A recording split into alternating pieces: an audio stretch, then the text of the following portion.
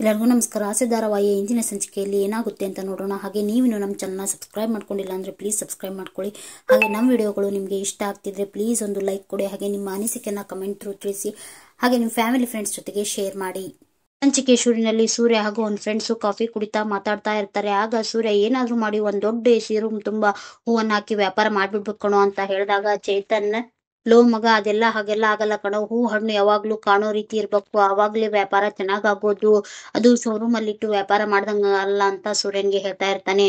ಆಗ ಅದೇ ಸಮಯಕ್ಕೆ ಸೂರ್ಯನ್ ಫ್ರೆಂಡ್ಗೆ ಕಾಲ್ ಬರುತ್ತೆ. ಆಗ ಏನಮ್ಮ ನೀನು ಪದೇ ಪದೇ ಆನ್ಲೈನ್ ಅಲ್ಲಿ ಆರ್ಡರ್ ಮಾಡೋದು, ದುಡ್ಡು ಕೊಡು ಅಂತ ಕೇಳೋದು ಅಂತ ಅವ್ನ ಹೆಂಡತಿಗೆ ಬೈತಾ ಇರ್ತಾನೆ. ಅದನ್ನ ಕೇಳಿಸ್ಕೊಂಡಂತ ಸೂರ್ಯ, ಲೋ ಏನು ಅಜ್ಜಿಗೆ ಅವರೆಕಾಳು ಚಿಂತೆ ಆದ್ರೆ ಮೊಮ್ಮಗಳಿಗೆ ಮಾವಿನಕಾಯಿ ಚಿಂತೆ ಅಂತೆ, ನಿಂದೊಂದು ಯಾವಾಗ್ಲೂ ಪದೇ ಬೈತಾನೆ ಇರ್ತೀಯ, ಹೋಗಿ ದೂರದಲ್ಲಿ ನಿಂತ್ಕೊಂಡು ಮಾತಾಡು ಅಂತ ಅವ್ನ ಫ್ರೆಂಡ್ ನ ಬೈದು ಕಳಿಸ್ತಾನೆ.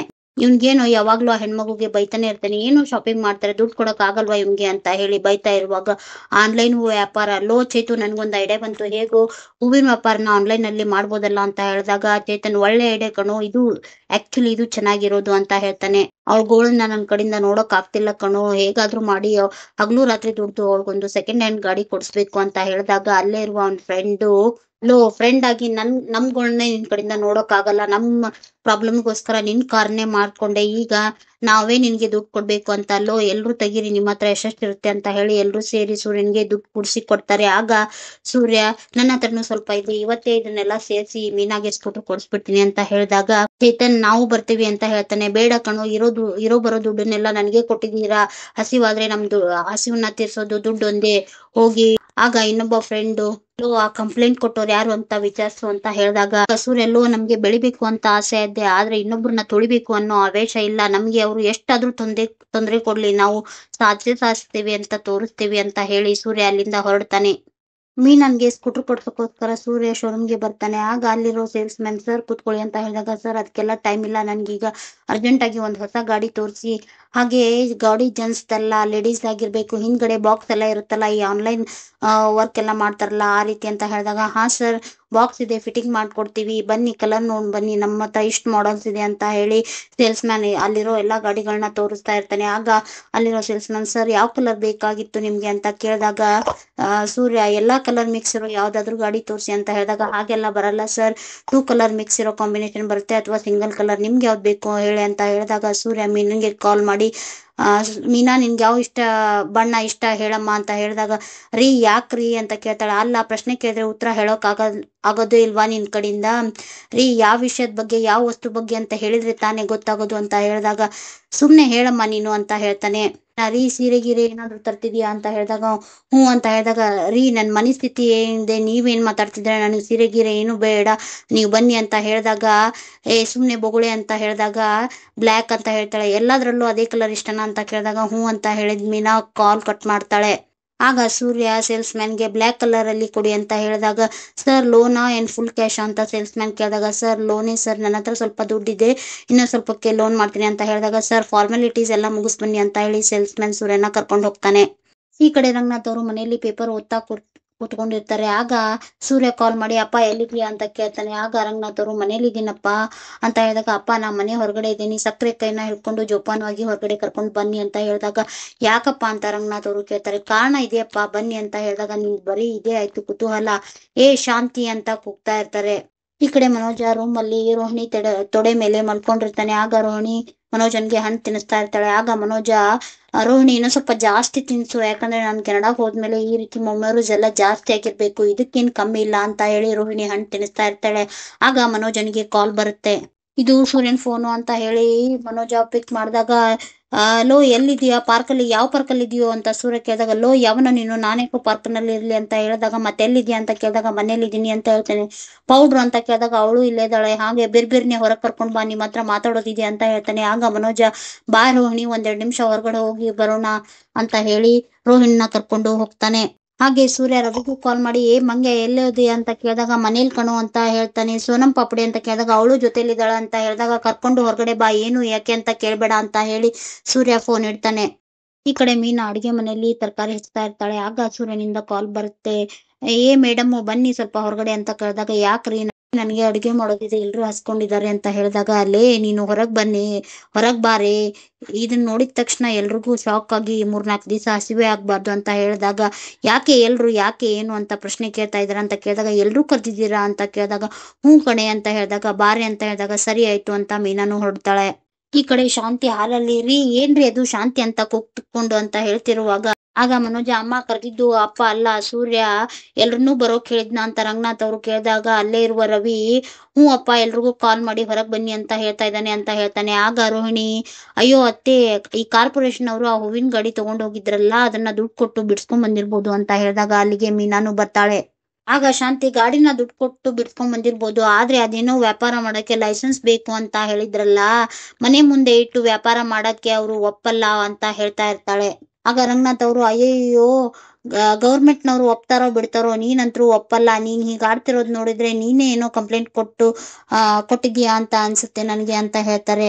ಆಗ ಶಾಂತಿ ಶಾಕ್ ಆಗಿ, ನಾನೇ ಕಂಪ್ಲೇಂಟ್ ಕೊಡ್ಲಿ ಅಂತ ಹೇಳ್ತಿರುವಾಗ, ಅಲ್ಲೇ ಇರುವ ರವಿ, ನಾವ್ ಅದಕ್ಕ ಸೇರಿರೋದು, ಸೂರ್ಯ ಯಾಕೋ ಕರಿತಾ ಇದ್ದಾನೆ, ಬನ್ನಿ ನೋಡೋಣ ಅಂತ ಹೇಳಿ ಎಲ್ರು ಹೊರಗಡೆ ಹೋಗ್ತಾರೆ.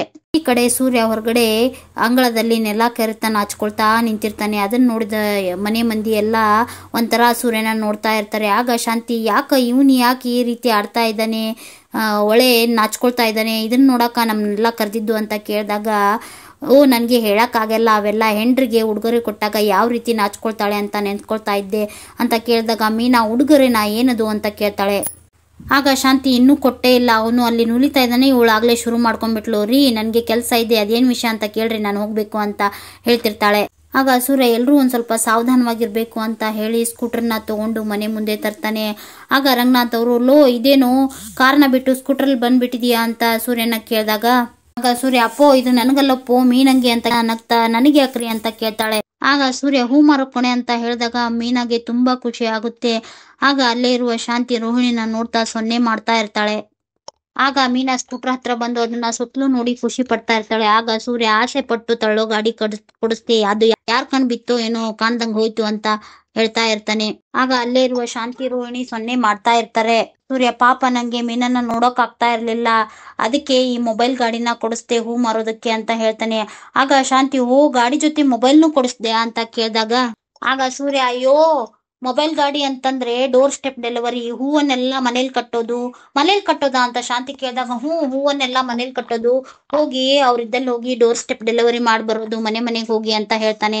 ಮೀನಾಗೆ ಹೇಗಿದ್ರು ತುಂಬಾ ಜನ ಪರಿಚಯ ಇದ್ದಾರೆ, ಅವ್ರೊಂದು ಫೋನ್ ಮಾಡ್ಬಿಟ್ಟು ನಮ್ಗೆ ಇಷ್ಟು ಹೂ ಬೇಕು ಅಂತ ಹೇಳಿದ್ರೆ ಸಾಕು, ಅವಳು ಮನೇಲೆಲ್ಲ ಹೂವನ್ನ ಕಟ್ಕೊಂಡು ಹೋಗಿ ಅವ್ರ ಮನೆಗೆ ಇದ್ದಲ್ಲಿ ಹೋಗಿ ಕೊಟ್ಟು ಬಂದ್ಬಿಡ್ತಾಳೆ. ಹೇಗೂ ನಿನ್ಗೆ ಅವ್ರ ಮನೆಗೆ ಬರೋದು ಸಹಿಸ್ಕೊಳಕ್ ಆಗ್ತಿರ್ಲಿಲ್ವಲ್ಲ ಅಂತ ಶಾಂತಿನ ನೋಡ್ತಾ ಹೇಳ್ತಾ ಇರ್ತಾನೆ ಸೂರ್ಯ. ಆಗ ಅಲ್ಲೇ ಇರುವ ಶ್ರುತಿ ಖುಷಿ ಪಡ್ತಾ, wow, what A beautiful idea, ಈಗ ಎಲ್ರು ಆನ್ಲೈನ್ ಇಂದಾನೆ ಎಲ್ಲಾನು ಪರಿಚಯ ಮಾಡ್ತಾ ಇರೋದು ಅಂತ ಖುಷಿ ಪಡ್ತಾಳೆ. ಹಾಗೆ ಇದನ್ನು ಆಗ್ಲಿ, ಇಂತ ಒಳ್ಳೆ ಯೋಚನೆ ನಮ್ಮ ಮೀನಾ ಅವರಿಂದನೇ ಶುರು ಆಗ್ಲಿ ಅಂತ ಶ್ರುತಿ ಹೇಳ್ತಾಳೆ. ಆಗ ಅಲ್ಲೇ ಇರುವ ರಂಗನಾಥ್ ಅವರು, ಅಂತೂ ತುಳಿಯೋರ್ ಮುಂದೆ ಬೆಳೆಯೋರ್ ಕಾರ್ಯಕ್ರಮ ಜೋರಾಗಿ ನಡೀತಾ ಇದೆ ಅಂತ ಶಾಂತಿನ ನೋಡ್ತಾ ಹೇಳ್ತಾ ಇರ್ತಾರೆ. ಹಾಗೆ ಇದು ಕಣೋ, ಗೆಲ್ಲೋರ್ಗ್ ಬೇಕಾಗಿರೋ ಹುಮ್ಮಸ್ಸು ಅಂದ್ರೆ ಇದು ಬೇಕು ಕಣೋ ಅಂತ ರಂಗನಾಥ್ ಅವರು ಉತ್ಸಾಹ ತುಂಬ್ತಾರೆ. ರಂಗನಾಥ್ ಅವರು, ಒಳ್ಳೆ ಕೆಲಸ ಮಾಡಿದ್ಯಾ ಕಂದ ಅಂತ ಸೂರ್ಯನ ಹೊಗಳ್ತಾ ಇರ್ತಾರೆ. ಆಗ ಅಲ್ಲೇ ಇರೋ ಮನೋಜ, ಹಾಗಾದ್ರೆ ಈ ಗಾಡಿಗೂ ಈಗ ಅಮ್ಮನ ಹೆಸರನ್ನ ಇಡ್ತೀಯಾ ಅಂತ ಸೂರ್ಯನ ಕೇಳಿದಾಗ, ಆಗ ಸೂರ್ಯ, ಅದು ಇಡೋಣ ಅಂತ ಅನ್ಕೊಂಡೆ, ಆದ್ರೆ ಒಂದ್ ಸಣ್ಣ ಮಿಸ್ಟೇಕ್ ಆಗಿದೆ ಅದು ಅಂತ ಹೇಳಿದಾಗ, ಅಲ್ಲೇ ಇರೋ ಮನೋಜ, ಏನದು ಅಂತ ಕೇಳ್ತಾನೆ. ಆಗ ಸೂರ್ಯ, ಅದು ಪೌಡ್ರಮ್ಮನ್ ಪಾರ್ಲರ್ಗೆ ಸಕ್ಕರೆ ಹೆಸರಿಟ್ರು, ಅದು ಹೊಗೆ, ಹಾಗೆ ತಳ್ಳೋ ಗಾಡಿಗೆ ಆಸೆ ಪಟ್ಟು ಸಕ್ಕರೆ ಹೆಸರಿಟ್ಟೆ, ಅದು ಹೆಸರು ಸಮೇತನು ಮುನ್ಸಿಪಾಲಿಟಿ ಗಾಡಿ ಸೇರ್ಕೊಂಡ್ಬಿಡ್ತು. ಸೊ ಸಕ್ಕರೆ ಹೆಸರು ಒಂದ್ ಸ್ವಲ್ಪ ಅಂತ ರಾಗ ಎಳಿತಾ ಇರ್ತಾನೆ. ಹಾಗೆ ಎಲ್ರಿಗೂ ಅರ್ಥ ಆಯ್ತು ಅಂತ ಅನ್ಕೊಂತೀನಿ ಅಂತ ಹೇಳ್ತಾನೆ. ಅದಕ್ಕೆ ಗಾಡಿ ಮೇಲೆ MS ಅಂತ ಹಾಕ್ಸ್ಬಿಟ್ಟಿದೀನಿ ಅಂತ ತೋರಿಸ್ತಾನೆ. ಕಾರ್ ಮೇಲೆ 2 ವೀಲರ್ ಮೇಲೆ ಒಂದೇ ಹೆಸರಿರ್ಲಿ ಅಂತ ಹಾಕ್ಸಿದೀನಿ ಅಪ್ಪ ಅಂತ ರಂಗನಾಥ್ ಅವ್ರಿಗೆ ಹೇಳ್ತಾರೆ. ಹಾಗೆ ಒಂದೇ ರಾತ್ರಿಯಲ್ಲಿ 500 ಹಾರನ ಕಟ್ಟಿ ಸಾಧನೆ ಮಾಡಿರೋರು ಅಂತ ಹಾಕ್ಸ್ಬಿಡ್ತೀನಿ ಅಂತ ಹೇಳಿ ಮೀನಾ ಕಡೆ ನೋಡಿ ನಗ್ತಾ ಇರ್ತಾನೆ. ಹಾಗೆ ಮೀನಾ, ಹಿಂದೆ ಒಂದು ಬಾಕ್ಸ್ ಕಟ್ಸ್ಕೊಟ್ಬಿಡ್ತೀನಿ, ಅದರಲ್ಲಿ ಹೂ ಇಟ್ಕೊಂಡು ನೀನು ಊರು ತುಂಬ ಜೂಮ್ ಜಾಮ್ ಅಂತ ಮೆರಿಬೋದು ಕಣೆ ಅಂತ ಹೇಳಿದಾಗ ಮೀನಾ ತುಂಬಾ ಖುಷಿ ಪಡ್ತಾಳೆ. ಆಗ ಸೂರ್ಯ ಸ್ಕೂಟರಲ್ಲಿರೋ ಕೀನ ತೆಗೆದು ರಂಗನಾಥ್ ಅವ್ರ ಕೈಲಿ ಕೊಟ್ಟ. ಅಪ್ಪ ನಿನ್ ಕೈಯಿಂದನೇ ಮೀನಾಗೆ ಈ ಕೀನ ಕೊಡಪ್ಪ ಅಂತ ಹೇಳಿ ಕೊಡ್ತಾನೆ. ಆಗ ರಂಗನಾಥ್ ಅವರು ಶಾಂತಿ ಬಾರಿ ಅಂತ ಕರೆದಾಗ ನಾನ್ಯಾಕ್ರಿ ನನ್ನ ಹೆಸರನ್ನ ಇಟ್ರೆ ಅಧೋಗತಿ ಆಗ್ಬಿಡುತ್ತೆ ಅಂತ ಮಾತಾಡ್ಬಿಟ್ಟ ನಿಮ್ಮ ಮಗ, ನಿಮ್ಮ ಮುದ್ದಿನ ಸೊಸೆಗೆ ನೀವೇ ಕೊಡಿ ಅಂತ ಹೇಳಿದಾಗ ರಂಗನಾಥ್ ಅವರು ಈ ರೀತಿ ಪರೀಕ್ಷೆಗಳು ಆಗ್ತಿರ್ಬೇಕು ಅಂತ ಕೈ ಮುಗಿದು ಬಾ ಕಂದ ಅಂತ ಹೇಳಿ ಮೀನನ್ ಕೈಗೆ ಕೀನ ಕೊಡ್ತಾನೆ. ಹಾಗೆ ನಿನ್ಗೆ ಇದೇ ರೀತಿ ಯಶಸ್ಸು ಸಿಗ್ಲಮ್ಮ ಅಂತ ಹೇಳಿದಾಗ ಮೀನಾ ಕಾಲಿಗೆ ಬಿದ್ದು ಆಶೀರ್ವಾದ ತಗೊಂತಾಳೆ. ಆಗ ಸೂರ್ಯ ಅಲ್ಲೇ ಮೀನಾ ಒಂದ್ ರೌಂಡ್ ಹೋಗ್ಬಾರಿ ಅಂತ ಹೇಳಿದಾಗ ಗಾಡಿ ಓಡ್ಸಕ್ ಬರುತ್ತೆ ತಾನೆ ಅಂತ ಕೇಳ್ತಾನೆ. ಆಗ ಮೀನಾ ಬಂದು ಹಿಂದೆ ಕುತ್ಕೊಂಡು ನೋಡಿ ಅಂತ ಹೇಳಿದಾಗ ಹಿಂದೆ ಕುಂದಿರ್ಸ್ಕೊಂಡು ಮೀನಾ ಸೂರ್ಯನ ಒಂದ್ ರೌಂಡ್ ಕರ್ಕೊಂಡು ಹೋಗ್ತಾರೆ. ಆಗ ಎಲ್ರಿಗೂ ಖುಷಿ ಆಗುತ್ತೆ. ಆಗ ಅಲ್ಲಿ ರವಿ ಶ್ರುತಿ ಕೆಲ್ಸಕ್ಕೆ ಹೊರಡ್ತಾರೆ. ರಂಗನಾಥ್ ಅವರು ಒಳಗಡೆ ಹೋಗ್ತಾರೆ. ಆಗ ಶಾಂತಿ ರೋಹಿಣಿನ ಗುರಾಯಿಸ್ತಾ ಇರ್ತಾಳೆ.